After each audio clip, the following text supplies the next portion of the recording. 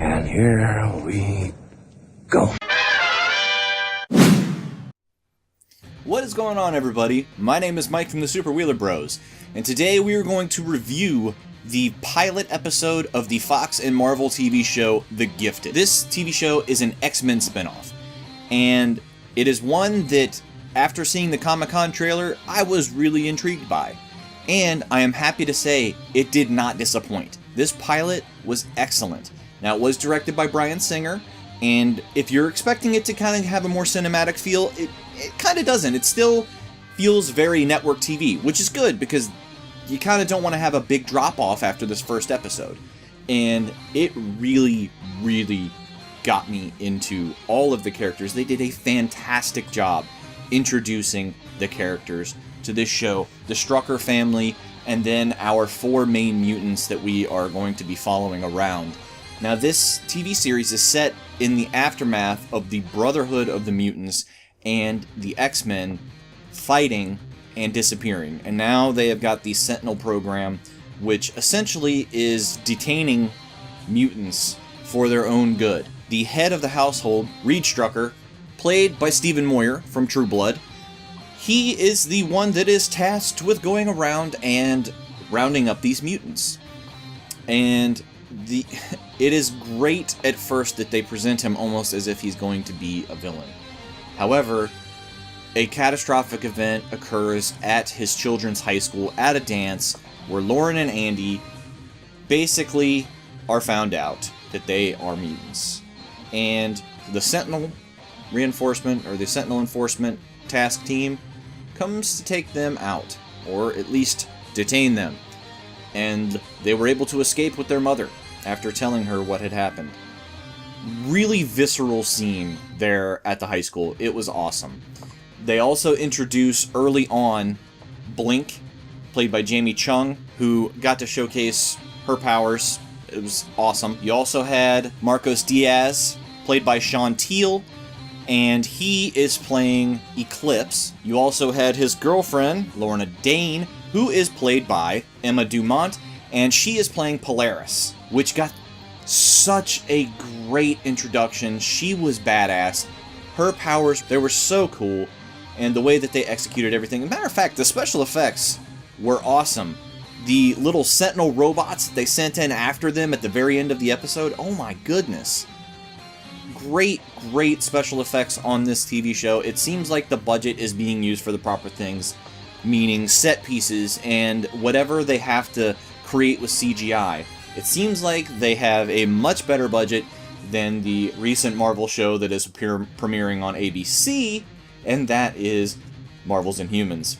This one is not necessarily run by Disney, but of course by Fox.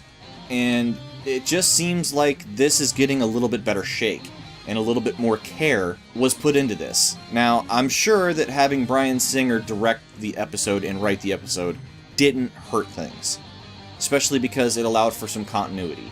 Whereas in Inhumans, it really didn't show much continuity with what we've seen in the MCU, apart from the bizarre story choice that I discussed in that video. If you want to see that video, I'll put a link up on the screen right now, and you can go check that video out as well. But it just seems like Bryan Singer was able to draw everybody in and create this story that is intriguing. And it also left it on a cliffhanger to where we don't know what's going to happen next. And I loved that about this episode. It was well-paced. It introduced the characters properly so that you were able to feel a connection, especially with the children, because that is something I was really, really worried about. Because Lauren and Andy Strucker, it's gonna kind of be a major focus of this series, I believe, is the Strucker family. If they didn't execute that well with the children, it really would not have worked as well as it did here in the pilot. It seems like that was something that they put a huge emphasis on, and it worked in spades, because the kids' story was intriguing, it was gripping.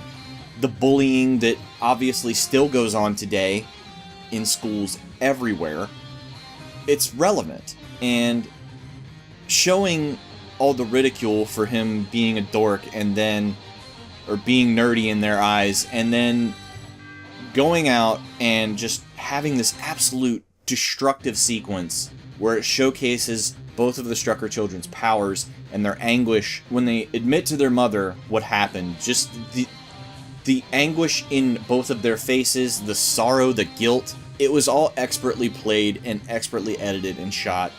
It was very, very well done, and I absolutely loved the way that they played that out. It was a very, very good, solid start to this season, and I'm excited to see where it goes. If I was going to score the first episode of The Gifted, I would give it a 9 out of 10. Once again, I absolutely loved this episode. I'm sure that we'll get some coming back down to earth in the following episodes, as it'll fall back into your regular scheduled, multiple directors, multiple writers, even though Bryan Singer obviously is a producer on this production. But I absolutely loved the premiere of this. I enjoyed it much more than I did the Inhumans, and it just seems like it overall was treated with better care. So tell me what you guys thought of the first episode of The Gifted, entitled eXposed, with the big ol' X in the middle there, and let me know how you felt about it. Did you like it as much as I did, or did you have a different feeling altogether? As always, thank you so much for watching this, and if you really enjoyed this review, of course, leave us a like, and if you would like to see more reviews and videos just like this, then go ahead and hit that subscribe button so that you don't miss out. My name is Mike from the Super Wheeler Bros, and as always, my friends, have yourselves a super week.